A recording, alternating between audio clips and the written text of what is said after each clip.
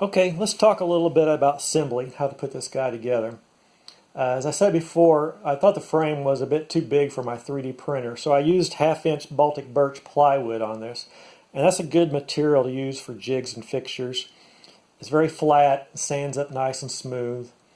There's really only two critical dimensions you need to worry about when making this, and that's what's called the pitch diameter on the gears. It's basically from the center here to your inside surface, and from your top down to the center of your bearing on there.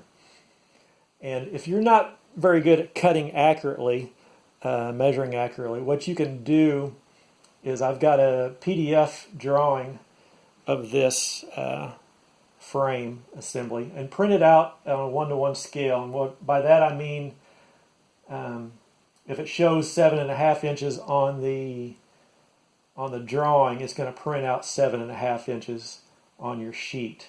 And what I would do is use some spray adhesive, and you could apply your print directly to your plywood, and then you can use the intersections that show up for all the circles and stuff, and you can use those with some brad point drill bits to drill your holes and such. So that should come out okay if you do it that way. What I did on these big holes is I drilled out I found the center, and I drilled out with a 1/4-inch brad point bit on both of them. Then I used an adjustable cutter here, and it's the same this guy's the same diameter as my hole, so they'll line up on there and cut that nice for me. Same with the bearing hole. And I would cut your bearing hole in some scrap first. You want a really nice tight fit on there, and so you could press that in. And I would press that in and with a vise or something. Don't sit there and hammer it on there. So okay. Also, when you're done, I would polyurethane this guy. Put a couple coats on there. It'll protect it a little bit. I haven't done it yet. I still need to. So that's it on the frame. Let's talk about 3D printing. I use PETG on everything, but you could get away. I think ABS would be good for this. I'd probably stay away from PLA. I think that is going to be too brittle for you. But I used a 0.2 millimeter layer height with 4 layers top and bottom and 4 perimeters with a 20% gyroid infill. I did my best to try to design it without supports. I don't like printing supports. They don't work out for me very well. But there are a couple places where you're going to have to do this. If you're worried about how these are going to line up, how you lay them on your bed, you might look for a teardrop shape. You can see that guy, that hole's got a teardrop on there. And what I try to do without a support on that is lay it on your bed so your point is up, and that'll help you without any support on there. As with any kind of 3D printing, you're going to have to drill out holes, you're going to have to deburr, and you're going to have to sand all your ramps really good to get your best performance on there. And I really think that's just indicative of any kind of 3D print on there that you're going to make. I would print this guy first. This is a little test block that I made up. And basically it's so you can see all of your holes. I use a lot of the M3 screws on everything, and it's to make sure your printer is doing well. You can see the hole goes there, good. The cap head sits in, and all the you could put your nuts in there to make sure they fit okay. But the big thing is your slot here. You want to make sure your needle rides really nice in there, and it's not too tight and not too loose. I really try to get for a nice tight fit on there, so it's not too wobbly. But you want to make sure your printer's set right, so you get the best fit on there. I use a lot of M3 cap screws on these. And you're going to have to cut some of them down, probably. I won't have the exact length on there. And what I like to do is I'll thread on a nut on there first, and then I'll clamp it in the vise on the end part here, like that. And then I'll cut it to length. Then I'll come back and grip it on the head and deburr the end of it lightly with a file, and then you can unthread that nut, and that nut will straighten out any crooked threads that you might have from cutting it with the file. Okay, let's talk about some of the parts that we made. So we got the yarn stand parts. These are how they are. These are how they're laid out on the bed. They're pretty easy to make. Nothing big or fancy here. Wait, that guy should go like that. Okay. And let's talk about the crank handle. Here's your crank handle. You're going to print that guy like this. And you're going to, I would put a brim around the bottom there. That's going to help support that when you're getting to the top. It's going to try to get wobbly on there. So add a nice brim to the bottom there. And then what you're going to do is get a 1/4 inch bolt that's 2 3/4 inches long, and it's from here to the underside of the head. And put a washer in it, and it'll fit it down in there. And then you can thread on a nut on the end. Don't tighten it though. You want just a little bit of play so that guy can spin on there. And then you will thread that, push that through the handle, through that hole, and then put another nut on there, and then you can tighten those two. Just make sure your handle's still loose. Okay, here's our crank handle and crank gear, and this is how you print those, like that, with the teeth up. When I originally printed this,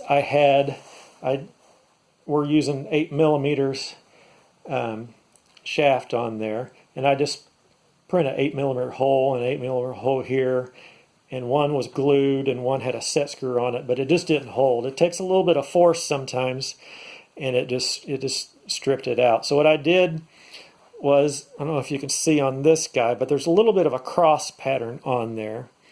So it's got the hole and it comes out with a little cross pattern. And what I did is I bought these guys, which are shaft couplers. And it's got an 8mm hole that goes all the way through. And then it's got set screws on it so you can tighten it to the shaft, which works a lot better than my original method. So what you do is you take this guy, and what I did is I filed some flats on the part that goes inside, and on those, you can see here, on those flats that I filed onto the shaft coupler, I matched up with the cross pattern on there, and then I pushed it in. And then what you want to do is you'll use some good 30-minute epoxy to push that in there and let it set. So make sure you don't have any epoxy in the hole, wipe that out good, and then you can use a shaft, use your 8mm shaft to put in there and make sure that it's square, that it's not crooked on there while it's drying, so you can get that nice and square on there. Let's see, is there anything else on that? This is the shaft that you have to make up. Let's see how long that guy is. You are just about 2.32 inches long. It's an 8mm shaft, and I used, well, I didn't on this, but what you should use is it's called a 01 drill rod, and it'll be unhardened. It'll be easier to cut, and you can grind. You can see here I ground some notches in there, and that's for the set screws on there. So the set screws will hold it nicely in place. Okay, what's next? Next we got our gear ring. You're going to print it with the teeth up. You can see it's got a couple holes that attaches to the yarn carrier. And the yarn carrier, let's see how we print that. That goes like that. And that prints that way.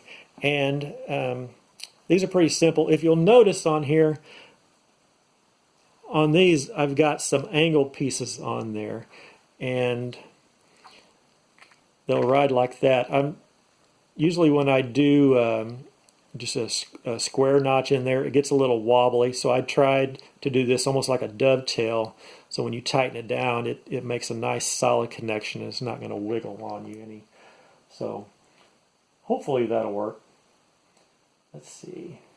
Okay. Next is the cylinder. The cylinder is printed upside down. And I don't think there's, well, you might have some supports in here. You've got notches in here for the nuts for your M3 screws to come down and capture. But for the most part, it's not going to print any supports on there.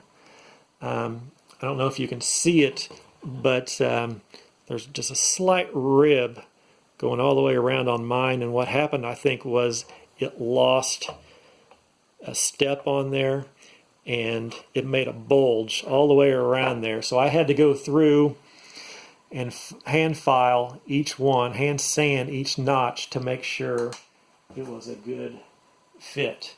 What I did was I got a thin sheet of metal that were with that and the sandpaper pushed up to would make a nice fit in here, and you could sand each one. What you're looking for is if you put a needle in there, it's just going to drop through really easy.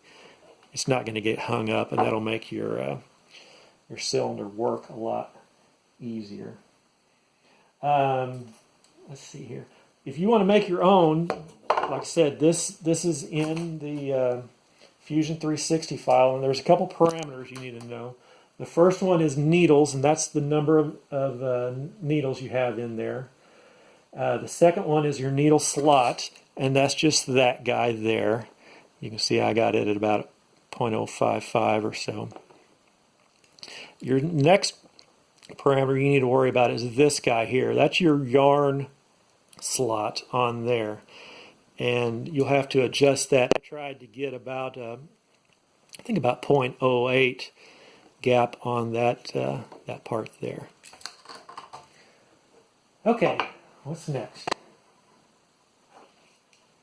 Next up is our tension cam, and you're going to print it this way, and I would print it with a brim on there to make sure, so it don't wobble on you any. And it's got a captive nut on there, and you'll have to you really need to sand this profile as best you can. Use 120 up to 220 sandpaper and get a nice smooth, because it's going to have ridges on there from the 3D print. Get that nice and smooth. And you notice I got ears on here, and what I was worried about when I was making this design was that the foot of the needle would come down and catch in a gap in there, so I wanted these ears to kind of act like fillers so it wouldn't get caught. I don't know if they're actually necessary or not. If you don't like them, you could really easily clip them off. I'm not sure if they're doing a whole lot. But like I say, you want to sand there. If you have any, you want to make sure this fits nicely inside the cam shell in there and rides up and down nice and easy on there. So a lot of times I'll get little bumps or zits or whatever on there, and I'll go through and I'll sand those off. So. Okay. Next is the cam shell. That's the fun one. So this is how you print the cam shell. And this flat surface here, you really don't need to sand on that guy. There's not a lot of force that's going on there when the needles are riding around with it, so I wouldn't worry about sanding this unless it's got an obvious fault. But what you really want to sand are these two ramps here. Those are the ones that you can hear I still got a little bit more sanding I should be doing on that. But anywhere else you're going to have any kind of rubbing between two parts. You can see here where the well, let's look at this guy. You can see here where the up throw cam works. I sanded that back place because that's going to be rubbing on there. I sanded this inside surface here because the cylinder is going to be rubbing up against there, and I want to make sure that's smooth. This surface here should be fairly smooth, but your cylinder bottom is going to be riding on there, so make sure that's good too. And then, like I said before, you want to take that V cam and make sure it rides nicely up in there in that slot, and it's not too wobbly on there. That one's not too bad. Okay. But the fun part is your up-throw cams and getting those to work. So let's talk about those. And these guys can be fiddly. So here's my cam, and what I did, print those out at 100% infill. And then you want to sand the surface really good and smooth on there. Then this guy, this is an 1/8 inch drill rod. And it's unhardened like the other one. And let's see how long it is. Yeah, it's about 5/8 of an inch, 0.62. So cut that to length. And then take a Dremel, I don't know if you can see that, take a Dremel and cut just a very thin slot down the end, about 1/8 of an inch deep. And what you want to do after you've got that, what I did was I taped this guy off, all this surface, so I wouldn't get it, and then use a little bit of sandpaper on the end of that shaft and roughen it up, and then you'll get a better glue onto your cam there. So when you epoxy it in there, what you want to do is have that slot lined up with the point of the cam like I've got there. Hopefully you can see that okay. And then also I was going to show you if you needed to sand this profile, say this guy wasn't very smooth, what I did is I put some sandpaper on the outside here, and then you could use that as a form almost to sand the inside of that. Also, you could do the same with this. Put some sandpaper on the inside here and rub that. If mine was a little too thick when I first made it, so I had to sand it down quite a ways. So, next part is we've got a we have a brass tubing on here. It's got an 1/8 inch ID on it. Let's see how long that guy is. So that's about 0.35 inches long. And after you cut it to length, I would deburr the inside of it, because you're going to have a little bit of burr on the inside of it. So what you could do, deburr it. If not, get a little drill bit that's a little bit bigger than 1/8 of an inch, and you can kind of lightly run it through that end, and it'll put a nice chamfer on the inside there for you. Roughen up the outside with sandpaper like you did on the 1/8 inch shaft piece, and then you want to glue that in there with some epoxy on there, and just make it so it's nice and flush on that surface there. And make sure you don't have any epoxy in it. Have a Q-tip ready. Take off most of the cotton. Have a Q-tip and some alcohol, and you can put in there in case you get any epoxy on the inside, because you do not want any epoxy on that while you're trying to let it dry. So let's see what I missed.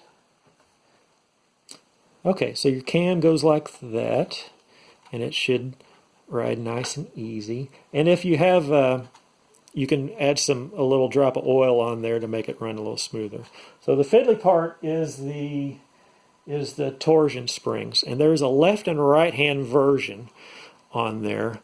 And what you want to do, like if I'm working on this guy, if you notice, there's a little bitty hole right there, and I don't know if it'll show up on your print or not, but there's a little bitty hole there. What I want to do is I want to take the spring and have it so the legs are on the left hand side like that hole is, and I want to find the spring where the leg on the top is on the far back side. You see how that guy is? Let's see, I'm not in the center. Hopefully that's focusing a little bit.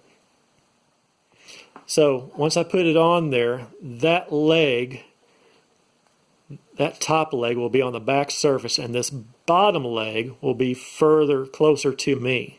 So what I'll do is I'll mark where that hole is on there, take some pliers and bend that guy back, and then I'll cut it to the length on there. Then let's get the finished product. You can see how I Hopefully you can see that. And you can see that guy fits in there like that, goes in the hole, and then on the outside edge, what I did is you take this guy, the outer piece, and you're going to bend it so it's from the top and it's going to go straight down on you basically.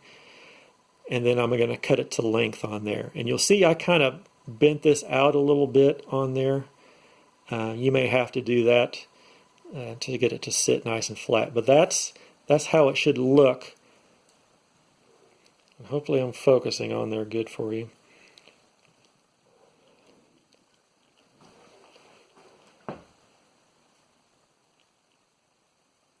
That looks good. That's how it should look when you're done. And the other side is going to be a mirror image on there, and you're going to use the other style spring on there. When you're done, what I would do is I would put just a little bit of, well, the end of that shaft is going to fit. Let's see if we can do it.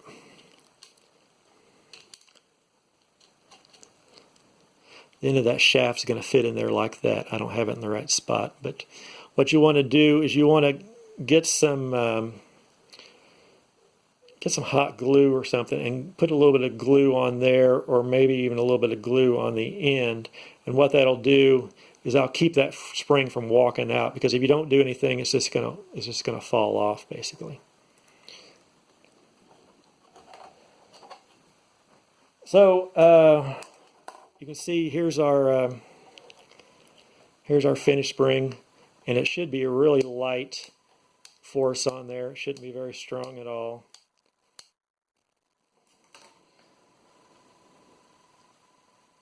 Okay.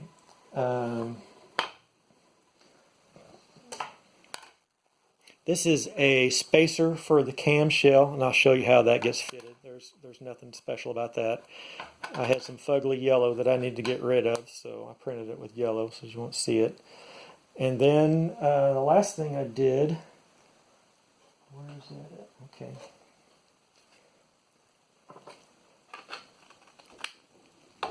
Was I haven't attached it to this one, but I made a pointer. Let's see.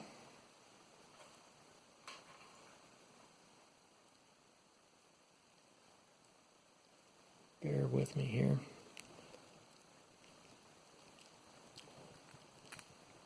I made a pointer on there.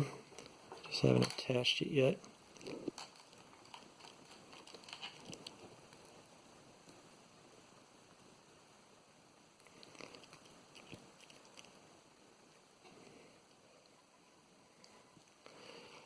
So you could have a little pointer and a gauge to mark how high your cam is on there. And I got that backwards. And you'll need to glue this gauge on there, and just make sure, like say there's a flat on the pointer that rides up against there, and make sure you've got that nice and set. I'm not very centered on there. Hopefully you can see that. Okay. So let's see how we put this all together. Most of it's pretty easy, but start with your cylinder. You're going to put your camshell on, and then you're going to put your camshell spacer on. And this can be a tight fit on there. It doesn't really rotate on there. You can see it's just a little bit of a tight fit on there. Then you're going to take your there's your gear ring on there, and when you put your